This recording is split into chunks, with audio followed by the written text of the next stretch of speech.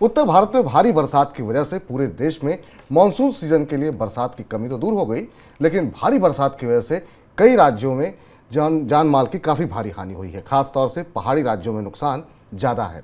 कई जगहों पर सड़कें टूट गई हैं, कई पुल बह गए हैं और बरसात की वजह से सब्जियों को नुकसान की आशंका है। साथ में सप्लाई भी प्रभावित हुई है, जिस वजह से सब्जियों की महंगाई बढ़ने की आशंका है। पंजाब के कपास उत्पादक क्षेत्रों में भारी बरसात की वजह से कपास की फसल को भी भारी नुकसान की आवश्यकता है। सर, कृषि क्षेत्र के लिए ये बरसात किस तरीके से दिखाई दे रही है? बहुत लोग कहते हैं बारिश नहीं हो रही है, अब बारिश हो गई है, तो क्या अच्छी है या बुरी है?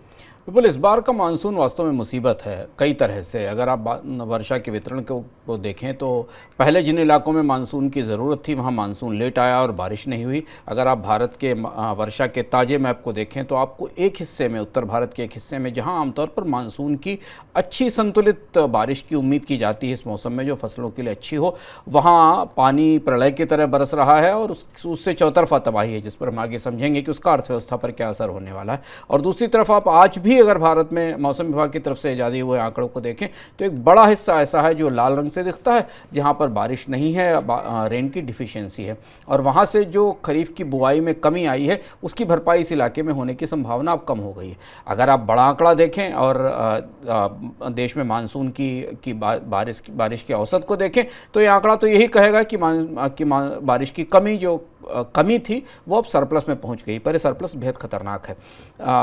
उत्तर भारत के जिन इलाकों में इस समय बारिश हो रही, जिस तरह से बारिश हो रही, उसमें कम से कम कपास की फसल के लिए तो बेहद मुश्किल आने वाली है। पंजाब के जिन इलाकों में कपास की अर्ली सोइंग होती है, जल्दी बुआई होती है, वहाँ ये बारिश कपास की फसल को खराब भी कर रही है और उसमें कीड़ों का खतरा भी है। पंजाब के किसानों ने राज्य सरकार और केंद्र सरकार से मुआवजे की मांग भी शुरू कर दी है। धान की फसल के लिए बारिश थोड़ी कुछ हद तक बेहतर है, लेकिन अगर इतनी तेजी से बारिश हुई तो धान की फसल पर भी असर पड़ने की संभावना है।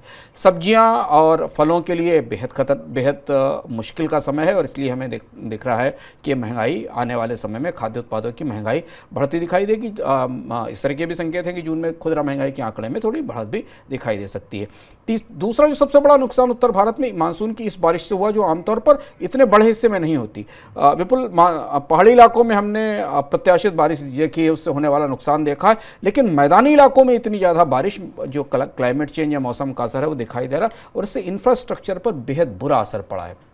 सड़कें टूटी हैं, इसकी एक बड़ी कॉस्ट है जो केंद्र और राज्य सरकारों को इनकी रिपेयरिंग में उठानी पड़ेगी। और जब तक इंफ्रास्ट्रक्चर नहीं सुधरता, हिमाचल से आने वाला या मैदानी इलाकों में इंफ्रास्ट्रक्चर नहीं सुधरता, सामानों की आपूर्ति उन बाज़ारों में भी बाधित रहेगी जिन बाज़ारों में सामान जाना है और जहां से आना है। और इसका पूरा जो नेट रिटर्न है वो हमें जुलाई के महंगाई के आंकड़े में दिखाई देगा। और इसलिए ये मानसून खेती के लिए कोई बहुत अच्छी खबर लेकर नहीं आया, जो लेट रिवाइव हुआ है, और अब ज़्यादा बड़ी चुनौती इसके नकारात्मक असर से निपटने की है। तो कुल मिलाकर के आप ये कह रहे हैं कि महंगाई अब बड़ा कंसर्न, इस बरसात से महंगाई जो है वो बढ़ने वाली है। हाँ, इस बरसात से महंगाई दो वजह से बड़ा कंसर्न है। पहला कंसर्न तो ये है कि जो जिन फसलों में, सब्जियों में, टमाटर में या सब्जियों में दबाव बना हुआ था, उन बाज़ारों में, उन मंडियों से सामान लाने में दिक्कत है। और दूसरी चीज़ है कि इतनी अधिक बारिश जो मानसून में अप्रत्याशित रूप से हुई है, इसका असर उनकी कीमतों पर दिखाई देगा। हमें याद रखना ज़रूरी है कि सीरियल्स के प्राइस, अनाजों के प्राइस लगातार बढ़े हुए हैं। सरकार की तमाम कोशिशों के बाद भी कीमतें कम नहीं हो रही हैं।